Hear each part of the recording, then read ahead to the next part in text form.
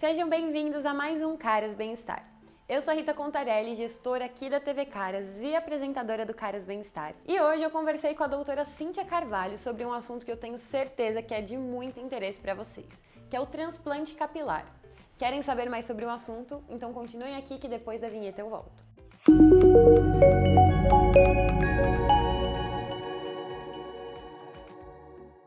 Pra gente começar a nossa conversa, eu quero muito te agradecer. A gente estava até conversando antes de começar a entrevista que é um assunto que está bombando muito hoje em dia e que a gente tem várias dúvidas, várias curiosidades que a gente queria tirar também, porque é uma coisa muito legal, muito importante que até um pouco tempo atrás não acontecia, né? Que é a questão do transplante capilar, para quem está chegando agora e começou a acompanhar a gente nesse momento. Mas obrigada mesmo por Não, gente, estar aqui. é um prazer é meu de estar aqui. E realmente é um tema que está cada vez mais sendo discutido, não só por estar sendo mais frequente o transplante capilar, mas pela queda de cabelo estar sendo mais comum. Né? O eflúvio, por conta do Covid, está atingindo tanto homens quanto mulheres e essa procura em consultório aumentou bastante nos últimos anos. E era até uma questão que eu queria bem começar com isso mesmo, que é quando a gente pensa em transplante capilar, a gente pensa sempre na calvície. Sim. Mas não é um procedimento que é exclusivo para quem tem calvície, ou é? Sim. Quando a gente fala calvície, é um nome mais comum para falar de alopecia androgenética. E a alopecia androgenética é realmente a principal indicação de transplante. Algumas exceções são cicatrizes, queimaduras, pacientes que querem diminuir a testa. Então, existem outras indicações, mas dentro das quedas de cabelo, das alopécias, a principal é a androgenética. Então, Legal. tem alguns tipos de queda capilar que não tem indicação de transplante. Ai, É indicação de tratamento, mas não de transplante. Então, por exemplo, em alguns casos que talvez seja mais hormonal ou por estresse, talvez não seja o indicado o transplante. Sim. Essa é a causa mais comum quando a gente pensa até em mulheres, né? Então, mas homens também. Então, períodos de estresse, períodos de déficit de vitamina, alterações hormonais, como você disse, alterações de tireoide, perda de peso pós-cirurgia bariátrica, pós outras cirurgias, Covid. Então, essas são as quedas capilares por eflúvio. A maioria dos fios que caem por eflúvio, eles podem ter recuperação espontânea. Quando a gente tira esse fator agressor e faz um tratamento, esses fios vão recuperar espontaneamente. Então, não necessariamente, não é uma indicação de transplante capilar. O transplante, ele é mais na calvície mesmo. Então, é aquela... Não é doença, né? É uma condição genética, está ligada com o hormônio masculino e um padrão bem típico, que é um pouco diferente entre homens e mulheres, mas que vai havendo afinamento e queda progressiva ao longo dos anos. E aí essa é a principal indicação de cirurgia mesmo. Entendi. E como que é feito o procedimento todo de transplante? Porque a gente estava até comentando que é quase uma obra de arte mesmo, né? Porque é fio a fio, mas me conta.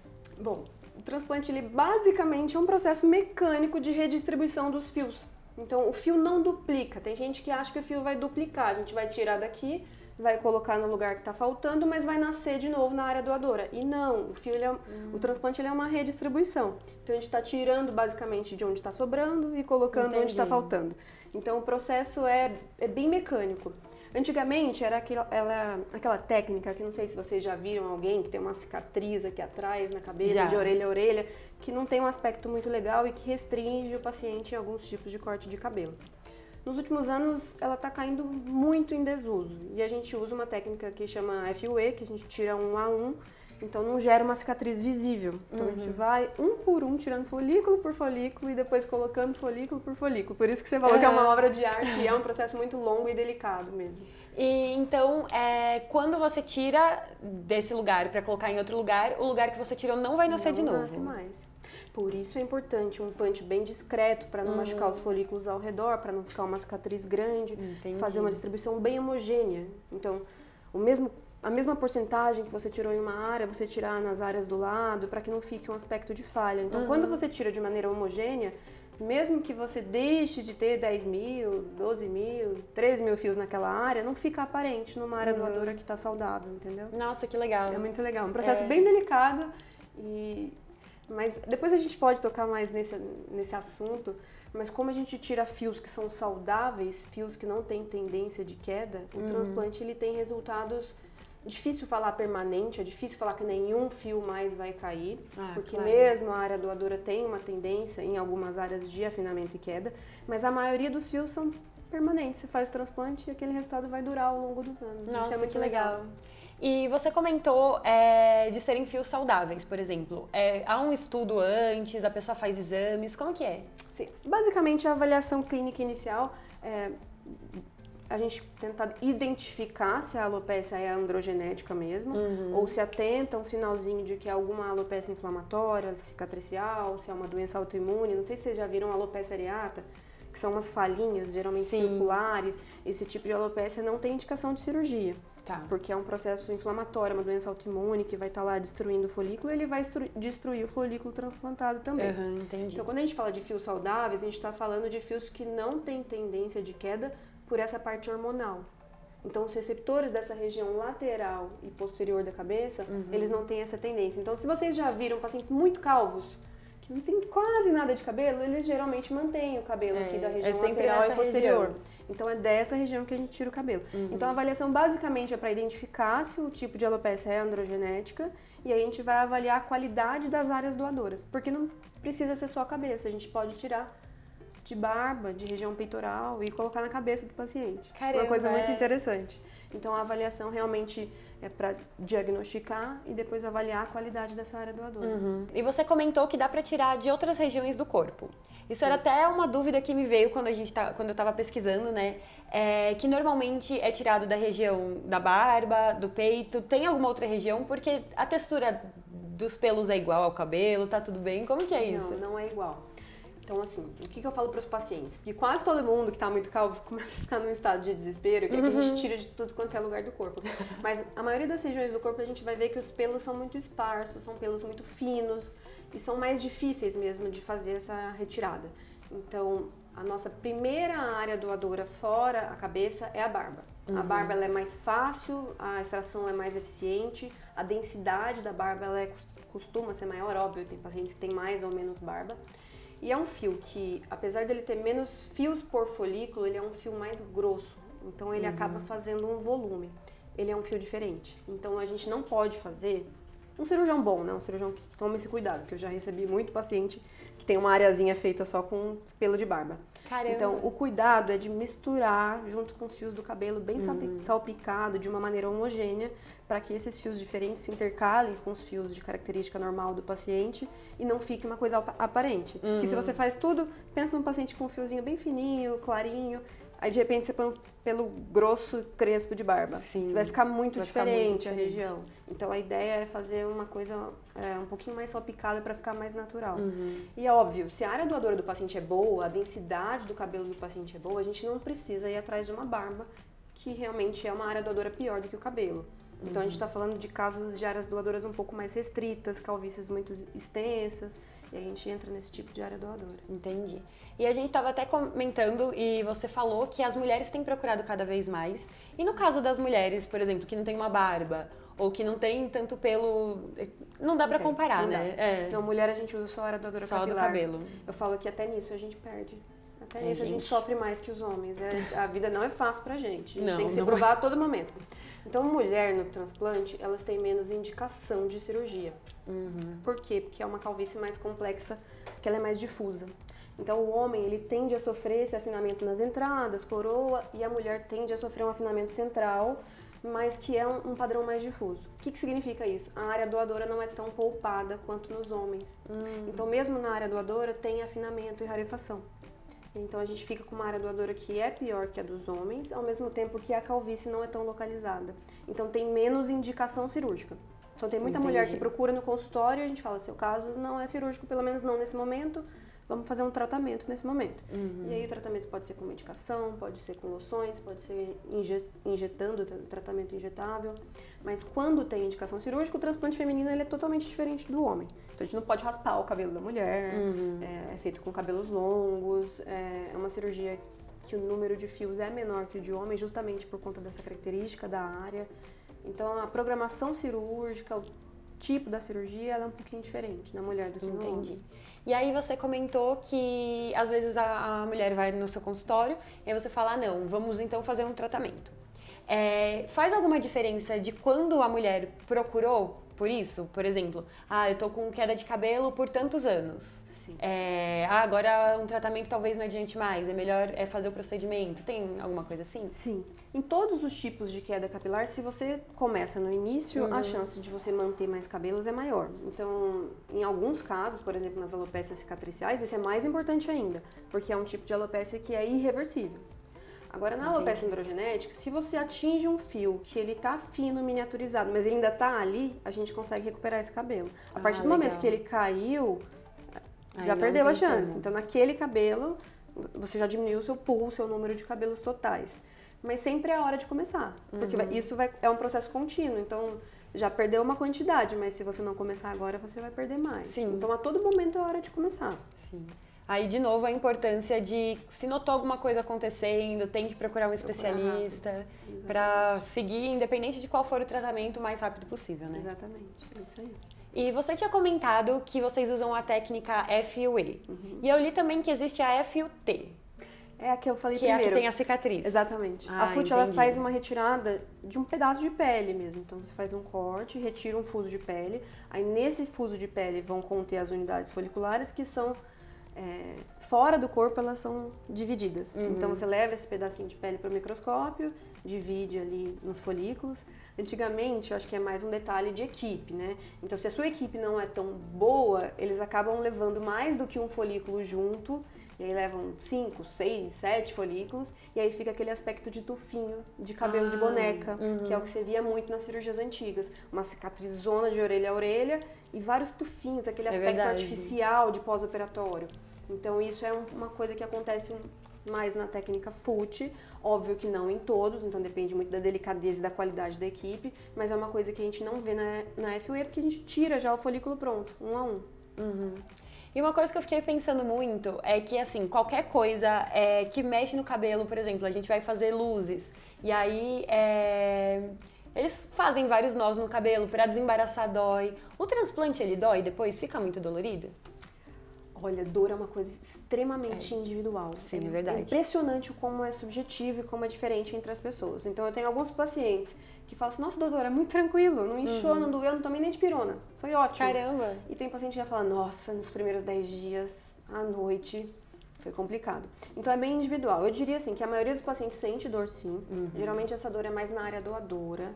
É à noite, é uma ardência, na verdade, é um incômodo nessa fase que está cicatrizando ali entre o 3º e o 10º dia de pós-operatório. Onde colocou o cabelo não costuma doer nada. É uma região que, inclusive, está meio amortecida, sabe? Aquela sensibilidade alterada de início de processo de cirurgia. Mas a área doadora, nesse processo de cicatrização, ela fica um pouco mais sensível. Então, essa dor de ardência à noite, nessa semaninha específica, ela é comum. E aí vai de sensibilidade. Alguns doem um pouquinho menos, alguns doem um pouquinho mais, mas um certo incômodo à noite, nessa semana, é comum. Mas é muito pouco perto de outras cirurgias, eu sempre falo. Sim, eu imagino. Vai comparar com uma lipoaspiração, você não tem nem ideia da diferença de dor. Eu acho que não dá pra comparar mesmo. É isso aí. E como é um procedimento que é muito detalhadinho, quanto tempo mais ou menos dura, assim? Isso também é muito variável. Então, você vai ver que tem equipes que ficam 15 horas operando. E tem equipes que são mais rápidas. A ideia é que... 15 horas é muito tempo. É muito tempo. Essa cirurgia sempre é longa. Se você vai fazer uma sessão grande, é muito difícil durar menos do que 7 horas de procedimento. Porque a gente tem que tirar um a um, milhares de fios, depois fazer pré-incisão, depois colocar um a um. Mas é sempre importante que a equipe seja rápida. Tem paciente que se gaba, né? Vem fazer cirurgia de reconstrução e fala, eu fiquei 15 horas sendo operado e mesmo assim não ficou legal. Isso não é legal para o fio. O fio não aguenta muitas horas fora da cabeça, ele é uma estrutura muito delicada. Então, se você demora 15 horas, aquele fio ficou ali pelo menos 10 horas entre ser retirado e ser recolocado. Entendi. Isso não é bom para a integração, para a pega desse enxerto. Então, o ideal é que a cirurgia seja o mais rápido possível, que esse folículo fique, de preferência, menos do que 6 horas fora da cabeça. E é por isso que os primeiros que a gente tira são os primeiros que a gente põe. Para que mesmo que a cirurgia dure mais que 6 horas, o fio de cabelo fique menos do que 6 horas. Nossa média de cirurgia é mais ou menos 8 horas, porque a gente costuma fazer cirurgias grandes. E aí vocês tiram tudo que tem que tirar para depois colocar tudo? É assim? De novo, isso varia. A gente é muito rápida. Olha, me gabando que a gente é rápida. Certíssima. Nossa equipe é muito rápida. Então, a gente tira tudo, já vira o paciente de posição, de barriga para cima, faz a pré-incisão e coloca tudo. Eu sei de alguns cirurgiões que talvez sejam um pouquinho mais lentos, não sei por quê, por qual motivo, mas que fazem um pedaço da extração, colocam um pouco, depois faz mais um pouco de extração, depois coloca um pouco e divide em 2 esse processo. Ah, entendi. Eu acho ruim que perde tempo, acho que a cirurgia fica mais lenta, já é uma cirurgia muito grande para quem faz gigaseção. E tem que ter muito cuidado, porque a partir do momento que você colocou o cabelo na cabeça, ele não pode ter nenhum processo de fricção. É verdade. Então, para você depois fazer a retirada, tem que ficar preocupando para não encostar. Então, acho que a dinâmica do intraoperatório não é tão legal. Mas, assim, eu diria que eu conheço vários cirurgiões, eu diria que a maioria faz primeiro a extração, depois a colocação. Então, faz a sequência igual a gente faz. E eu vi muita gente, me bateu essa dúvida agora, mas eu vi muita gente perguntando sobre isso. Qual que é a diferença de transplante para só o implante capilar? O certo é transplante. A gente então acaba usando implante capilar porque é um termo mais conhecido, assim. Então, é mais utilizado, um termo leigo mais utilizado. Mas como seria a mesma coisa? Basicamente sim. Então, quando a gente fala, fez implante capilar, na verdade a gente está falando de transplante. Entendi. E como a gente tira de um lugar para colocar no outro, é do próprio paciente, o nome correto seria transplante.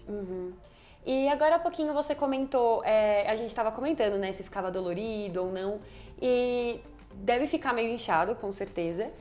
Quanto tempo depois a pessoa tá com a cabeça dela do jeito que vai ficar mesmo? É que os homens raspam, né? Exatamente, isso que eu ia falar. Então, quanto tempo depois? Depende muito de todo esse processo. Então, inchaço pode acontecer e não é incomum.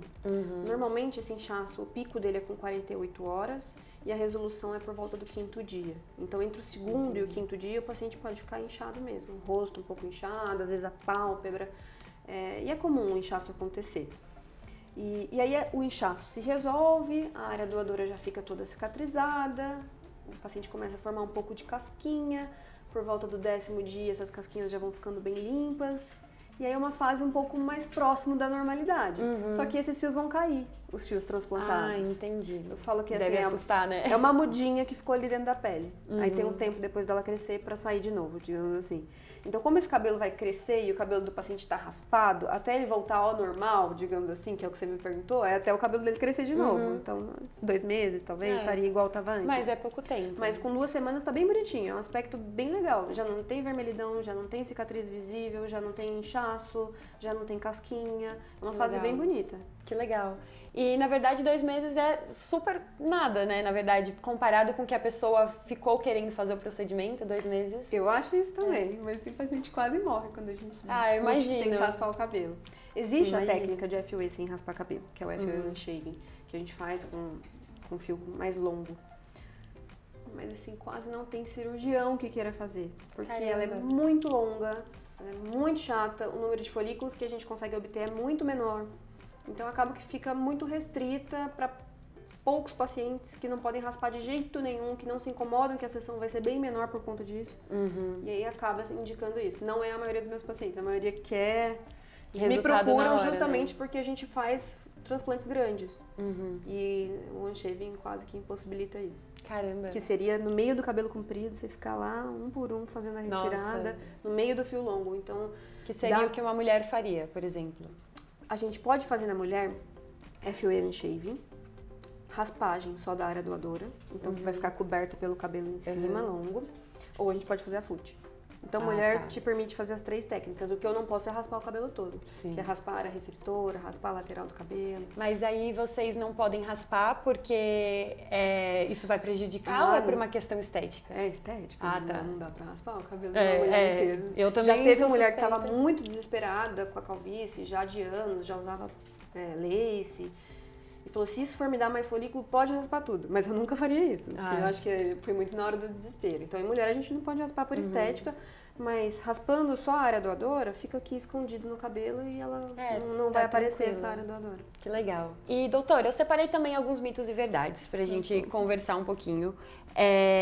Que eu vi muitas pessoas perguntando sobre esses temas. Muita gente, tipo, não acreditando. E aí eu falei, não, a gente tem que separar mesmo. Primeiro, é possível fazer correção de transplante. Isso eu ando fazendo mais. Caramba! Gente, tem muita clínica surgindo. Eu acho que vocês já viram uma em cada esquina aí andando. Sim, é verdade. Deu um boom, né, do transplante capilar no Brasil na pandemia. Não só pela pandemia, por outros motivos, mas nos últimos 3 anos aumentou demais o transplante. E aí pessoas que não têm experiência entrando na área por questões puramente financeiras. E aí a gente vai vendo maus resultados. Então eu recebo muito isso. Pacientes que a área doadora já foi mexida, o transplante já foi feito, mas ficou com um aspecto artificial ou pouco denso, e aí vem pra gente fazer o conserto. E aí, não prejudica, por exemplo, já ter mexido na área doadora e mexer de novo?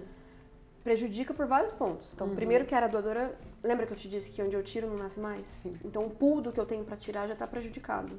Ele já tem várias cicatrizes ali das retiradas anteriores. Se eu começo a tirar nos fiozinhos que estão entre as cicatrizes, eu emendo aquela cicatriz e aí começa a ficar uma falha visível. Então, a gente tem que ficar fugindo das cicatrizes anteriores e o pool de folículo já é menor. Na área receptora também tem diferença, porque é uma área já mexida. Então, muitas vezes ela está bem cicatricial, bem endurecida, e aí a cirurgia fica um pouquinho mais difícil. Nossa, tem alguma alteração, sim, dessa área. Sempre uma área virgem é melhor para um cirurgião. Nossa, com certeza, eu imagino. O cirurgião pode utilizar fios de outra pessoa? Não. Não. Mito. A gente faz transplante de outras pessoas, né? Existe transplante de órgão sólido, então existe transplante de fígado, transplante de rim, mas tem que fazer todo um estudo de compatibilidade, o paciente tem que usar imunossupressor pesado, isso diminuiria a imunidade. Fora que não é um órgão sólido que a gente está falando de um fiozinho delicado. Então teria uma rejeição do corpo, essa cirurgia não daria certo. Caramba, e aí o corpo rejeitaria mesmo? Sim. Ele reconhece que não é uma célula própria e as células inflamatórias, esse processo, quando a gente coloca o fio, ele desencadeia uma resposta inflamatória no corpo, mas como ele é seu, o fio é seu, não tem rejeição. Então não sei se está na sua pergunta, mas existe rejeição de transplante? Se é do seu próprio fio, não existe rejeição. Entendi. Aí vão ter algumas causas que vão fazer integrar mais ou menos, pegar mais ou menos, a gente pode até entrar nisso. Mas se eu coloco o fio, não tem rejeição. O corpo identifica que é seu e aí ele vai fazendo, inclusive, os brotamentos de vaso que vão irrigar esse fiozinho novo. Que legal. Que é a fase de neovascularização, que é a fase mais importante para decidir se vai pegar ou não o fiozinho que eu coloquei. Então, os primeiros 10 dias é o período mais importante do pós-operatório. Então, rejeição só se for de outra pessoa, que não acontece. Que a gente não coloca de outra pessoa. E aí eu acho que entraria também naquela questão do fio não poder ficar tanto tempo fora do cabelo, né? Do couro Daria cabeludo. pra fazer, assim, vamos entrar num mundo hipotético que não tivesse rejeição e a gente fosse operar 2 irmãos gêmeos idênticos, por exemplo. Entendi. Só que aí os dois teriam calvície, um não iria doar pro outro. Mas verdade. no mundo em que a gente fosse operar 2 irmãos gêmeos idênticos, a gente poderia estar os dois na sala, tirar de um e já colocar no outro e esse tempo ficaria curto. É mais por conta da rejeição mesmo. Entendi. Que interessante, eu não fazia ideia de que podia rejeitar e nem que é como o nosso corpo é inteligente, Muito, né? é uma coisa maravilhosa, só Deus mesmo pra fazer. Que quando você coloca, ele já faz o trabalho pra dar certo mesmo, né? Que legal. É o mesmo processo de queimado, na queimadura de pele. Então você sofre uma queimadura, se essa queimadura for mais profunda, 3º grau, 4º grau, tem que fazer uma cobertura com outra pele. Você já viu aí, às vezes até tem umas coisas muito doidas que vai fazer curativo biológico, às vezes pega pele de peixe, não sei se você já viu. Mas a ideia é sempre tirar a pele de um pedaço que tá são para colocar na área queimada. Isso é um enxerto. Sim. O enxerto é quando a gente está tirando de um lugar para colocar no outro, mas ele não tem vascularização própria. Ele vai pegar ou não, dependendo de como está a vascularização do leito, de onde você coloca. O cabelo é a mesma coisa. Estou tirando de uma área, colocando em outra. Para ele pegar, vai depender da vascularização do seu couro cabeludo. E é por isso que o fumante e diabético tem resultado pior no transplante capilar. Não sabia. Porque para pegar depende dessa vascularização. Então a microvasculatura tem que estar em bom estado. Que interessante. Tudo é muito interessante. Muito legal, nossa. Esse outro a gente até comentou, mas acho que vale frisar também, que os fios transplantados podem cair e tá tudo bem. Então, tem 2 quedas que a gente pode estar falando. Ou da queda inicial, que é um processo, e é normal e vai cair mesmo, e começa a cair a partir da 3ª semana. Até a 5ª semana já caíram todos os fiozinhos que eu transplantei, e isso vai acontecer. Não precisa se assustar. Não precisa se assustar. E aí depois esse crescimento vai se iniciar ali perto do 3º mês de pós-operatório. E aí tem uma outra coisa que é a queda futura. Então o fio transplantado ele pode cair futuramente? Em tese, não. Né? Em tese estou tirando de uma área saudável, então ele não tem mais tendência de queda. Na prática, alguns desses fios vão cair. Porque em calvícies muito avançadas, você vai observar que mesmo a área doadora, ela vai tendo uma rarefação ao longo desse envelhecimento e dessa tendência mais intensa de calvície. Então, alguns fios transplantados podem cair? Sim, mas a maioria vai ser permanente e fica para sempre.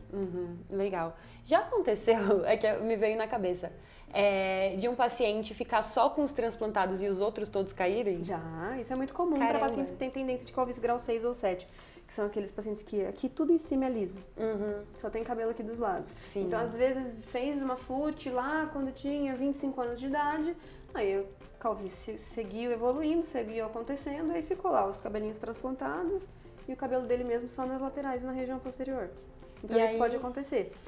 E aí a gente, nesses casos, geralmente eles vão sentindo diminuição da densidade, porque eles foram perdendo os cabelos naturais dele, originais da região, e foi ficando só transplante. Então essa densidade foi sendo perdida ao longo dos anos. E aí geralmente eles vêm para aumento de densidade. A gente vem entre cada fiozinho aumentando a densidade. Que legal, nossa. E para aumentar a densidade seria colocar mais? Colocar mais. Colocar mais. Tem alguns resultados vêm bem artificiais. O paciente pede, tira esses folículos todos e coloca novos. Geralmente isso não faz sentido, a não ser que está muito mal posicionado, assim, fez uma linha muito baixa, tá alguma coisa muito estranha. Geralmente o que a gente faz não é retirar, é acrescentar bastante densidade ao redor desses fios e aí você naturaliza bem o transplante e aumenta o resultado. Que legal, que legal. Esse outro, que a gente tinha até conversado, que é as áreas doadoras dos fios se mantêm preservadas. Então, pela calvície, são áreas doadoras que não têm tendência de queda. Então, em geral, elas ficam mais saudáveis e preservadas ao longo do tempo. Após o transplante, ela vai diminuir de volume, né? Lembra que eu te disse que de onde eu tiro não nasce mais. Não nasce mais. Então, não sei se você estava perguntando na calvície ou no transplante. No transplante, o ideal é que ela fique o mais preservada possível. Então, que você faça uma retirada, óbvio que a gente sempre quer transplante grande. Então, o paciente, quando vem, ele sempre quer a maior densidade possível, o maior volume possível, todo mundo quer isso. Mas de nada adianta entregar um volume lindo se a gente deixa sequelas e falhas e aquele aspecto esquisito na área doadora. Então, é muito importante fazer um transplante também se preocupando com a área doadora e não só com a área calva. Sim. Então, não retirar em exagero, fazer uma retirada bem homogênea, usar um punch discreto, enfim, ter experiência com isso. Eu vejo muito resultado de transplante de clínicas sem experiência ou que vem da Turquia, que às vezes até tem volume o transplante, mas a área doadora horrorosa, cheia de falha. Não foi cuidado como deveria ter sido, não né? tomaram o mesmo cuidado com o transplante, mas com a área doadora. Não tomaram esse cuidado. E, doutora, você comentou dos fumantes e dos diabéticos, por exemplo, que não apresentam um resultado tão bom quanto pessoas que não fumam e não têm diabetes. Mas há algum risco de fazer o transplante? Sempre. Qualquer cirurgia. Se for em qualquer médico, vai perguntar, tem risco de operar alguma coisa? Sempre tem, gente. É uma cirurgia. Por mais que seja superficial, pouco invasiva, toda cirurgia tem risco. Então, a gente vai passar desde riscos endógenos, digamos assim, o paciente que tem uma coronária entupida pode ir lá operar e infartar na mesa, mas é porque a coronária dele estava entupida. Então, para os riscos endógenos, que são do paciente, a gente faz uma avaliação de pré-operatório, que é um check-up. Então, ele vai no cardiologista, faz os exames para ver se a saúde está em dia para poder operar. Aí tem risco de trombose, não sei se vocês já viram, que é entupir um vaso da perna. Isso pode acontecer viajando de avião, isso pode acontecer porque está grávida, porque está tomando anticoncepcional. E a cirurgia é um fator de risco em si pela imobilização. Então, tem cirurgias que têm mais risco de trombose, porque além da imobilização tem um processo inflamatório muito grande. Por exemplo, a lipoaspiração é um pouquinho mais invasiva nesse sentido de inflamação. Cirurgias ortopédicas nem se fala, são cirurgias que têm um risco de trombose muito maior, né? No transplante esse risco é muito baixo, nunca tive, mas pode acontecer. E aí eu acho que você estava se referindo mais a riscos locais, né? Por que diabético e fumante tem um pouco mais de risco? Então, eles, em geral, né? Tudo a gente está falando na maioria, não são todos os casos. Mas, em geral, pacientes fumantes e diabéticos, eles têm essa vasculatura de periferia pior. Então, é menos vascularizada essa periferia. E a cabeça é uma periferia. E aí eu vou lá na cirurgia e vou fazer 5.000 furinhos naquela cabeça. Se não estiver bem vascularizada, o risco de complicações aumenta. Entendi. Que é o quê? Necrose de pele. Necrose de pele é quando a irrigação daquela área não é suficiente depois do procedimento. Então, sei lá, você vai fazer uma abdominoplastia, tira demais, estica demais, e aí dá uma necrosezinha aqui embaixo. Ou a mama, levanta a mama demais, diminui demais, não sei o quê, e faz uma necrosezinha de areola. É a pele que morreu, digamos assim, não chegou nutriente suficiente para ela. Então, se o paciente está com uma vascularização muito ruim, um diabetes descompensado, você vai lá e faz um monte de furinho um pertinho do outro, esse risco de necrose vai aumentando. Entendi. Então, o risco de necrose de pele no transplante ele é muito baixo, se faz com uma equipe experiente, com material delicado e tudo mais. Mas na hora que você vai entrando em algumas patologias, esse risco vai aumentando um pouquinho. Então, eu não opero diabético que não esteja compensado, glicemia normal, tudo bonitinho. E fumante a gente sempre pede para tentar parar de fumar um pouco antes ou diminuir bastante a carga tabágica. E às vezes a gente até indica um procedimento que chama câmara hiperbárica para fazer no pós-operatório de pacientes fumantes, que é uma máquina que aumenta essa vascularização do sangue e aí diminui um pouquinho esse risco de necrose. No pós-operatório mesmo. No pós-operatório. Mas eu sou chata com isso. Eu sempre peço meus pacientes que fumam tentarem diminuir o máximo possível ou parar um pouquinho na véspera da cirurgia para que esse risco fique diminuído. Porque não só esse risco de necrose fica um pouquinho aumentado, o risco de infecção fica um pouco aumentado, como a pega do enxerto. Lembra que eu te disse que para pegar depende da vascularização? Se essa vascularização não estiver boa, a pega vai ser menor. Essa pega não é de 100% em todo mundo. Ela varia, tem alguns trabalhos que mostram 85%, então se você colocou 100, 85 pegaria. E se essa vascularização não estiver boa, essa pega vai ficar mais baixa. Então para ter um bom resultado mesmo é muito importante tudo isso.